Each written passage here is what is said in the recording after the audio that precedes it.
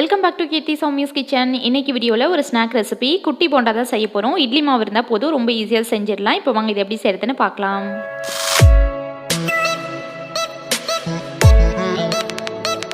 First இதுக்கு மாவு கலந்துக்கலாம். நான் இதில் ஒரு 3 கரண்டி அளவுக்கு இட்லி மாவு எடுத்து வச்சுருக்கேன்.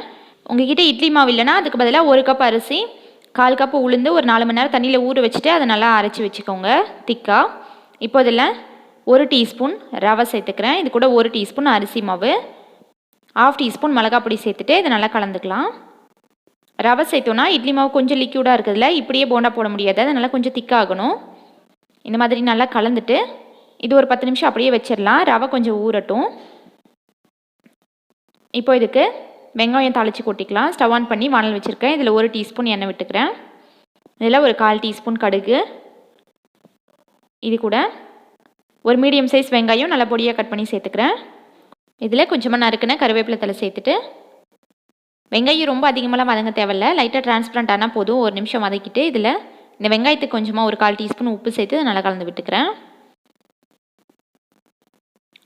இப்போது நம்ம மிக்ஸ் பண்ணி வச்சுருக்கோம்ல அந்த மாவில் இந்த வெங்காயத்தை சேர்த்துக்கலாம். வெங்காயத்தை அப்படியே பச்சையாக சேர்க்கறத விட இந்த மாதிரி லைட்டாக வதக்கிட்டு சேர்த்தோம் அப்படின்னா நல்லாயிருக்கும் டேஸ்ட்டு.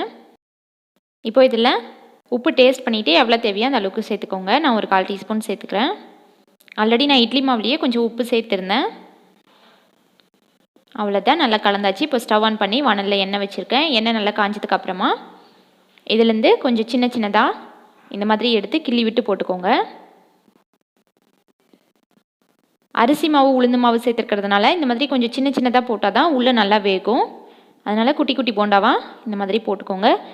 ரொம்ப நிறைய சேர்க்க முடியாது, ஃபஸ்ட்டு போட்டது கலர் சேஞ்ச் ஆயிரும், அதனால் கொஞ்சம் கொஞ்சமாக போட்டு எடுத்துக்கோங்க. அவ்வளோதான், மீடியம் ஃப்ளேமில் வச்சுட்டு ஒரு 2-3 நிமிஷம் வேக வச்சோன்னா போதும். குட்டி குட்டியாக இருக்கிறதுனால சீக்கிரமாக வெந்துடும். அவ்வளோதான், நம்மளோட டேஸ்டியான குட்டி போண்டா சூப்பராக ரெடி ஆயிடுச்சு. நல்லா வெளியே கிறிஸ்பியாக உள்ள சாஃப்டாக சூப்பராக இருக்கும் டேஸ்ட்டு. இந்த ரெசிபி நீங்களும் ட்ரை பண்ணிவிட்டு ஃபீட்பேக் கமெண்ட்ஸில் சொல்லுங்கள். இந்த வீடியோ பிடிச்சிருந்துச்சின்னா லைக் பண்ணுங்கள், ஷேர் பண்ணுங்கள். கீர்த்தி சௌமியாஸ் கிச்சனை சப்ஸ்கிரைப் பண்ணுங்கள். தேங்க்ஸ் ஃபார் வாட்சிங்.